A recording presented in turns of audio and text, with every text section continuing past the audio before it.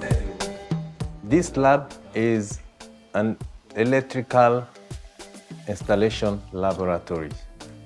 Its purpose revolves around 3 axes. The first one is to give basic and advanced training to participants. The second one is for capacity building, and the last one is for research.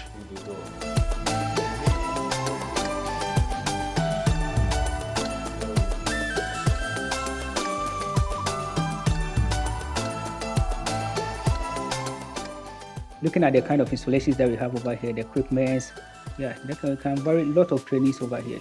For the electrical guys, there are so many trainings that we can even have within the electrical lab. It's very, very important, especially to our locality here. Yeah, because of the kind of training that we can give over here, especially to the youth and even those still in service. Yeah, because of the lab, the kind of equipment that we have in this lab here is very, very helpful. Both the domestic side and also the industrial side.